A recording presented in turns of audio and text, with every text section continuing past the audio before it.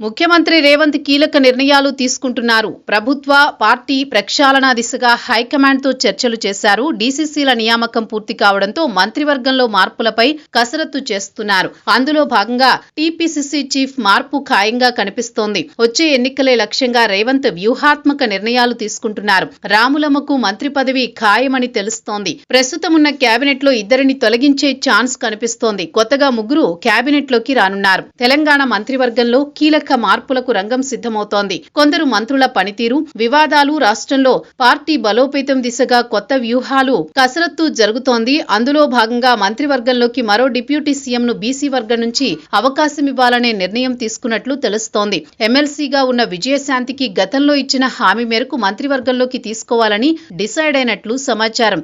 అదే సమయంలో TPCC chief గా ఉన్న మహేష్ గౌడ్ కు కేబినెట్ లోకి తీసుకుని మరో బీసీ నేతకు పీసీసీ చీఫ్ గా ఇవ్వాలనే ప్రతిపాదన తెరపైకి వచ్చింది. ఇక ఇద్దరి మంత్రులకు ఉద్వాసనతో పాటు కీలక శాఖల్లో మార్పులు ఖాయంగా కనిపిస్తున్నాయి. ప్రస్తుతం టీపీసీసీ చీఫ్ గా ఉన్న మహేష్ గౌడ్ కు డిప్యూటీ సీఎం గా బీసీ కోటాలో చేసే ప్రతిపాదనపై చర్చ జరుగుతున్నట్లు సమాచారం. ప్రస్తుత కేబినెట్ లో ఎస్సీ వర్గం నుంచి భట్టి డిప్యూటీ సీఎం గా ఉన్నారు. దామోదర్ రాజనరసింహ, వివేక్ వెంకటస్వామి, అడ్లూరి లక్ష్మణ్ మంత్రులుగా కొనసాగుతున్నారు. కాగా బీసీల నుంచి పొన్నం ప్రభాకర్, వాకిటి శ్రీహరి, కొండా సురేఖ ఇప్పటికే మంత్రివర్గంలో ఉన్నారు. వీరికి అదనంగా మరొకరిని డిప్యూటీ సీఎం గా తీసుకుంటే బీసీలకు మరింత ప్రాధాన్యం ఇచ్చినట్లవుతుందని లెక్కలు వేస్తున్నారు. కాగా మహేష్ గౌడ్ కు డిప్యూటీ సీఎం హోదా కల్పిస్తే కొత్తగా చీఫ్ గా ప్రస్తుతం ఉన్న బీసీ మంత్రుల్లో ఒకరిని ఎంపిక చేసే అవకాశం కనిపిస్తోంది. కాగా టీపీసీసీ చీఫ్ గా పొన్నం ప్రభాకర్ పేరు తెరపైకి వచ్చే చర్చ జరుగుతోంది. ఇప్పటికే మంత్రుల పనితీరుపై ప్రగతి నివేదికలు అందించిన అధిష్టానం తదుపరి సమీక్ష నాటికి పనితీరు మెరుగుపరుచుకోవాలని, లేదంటే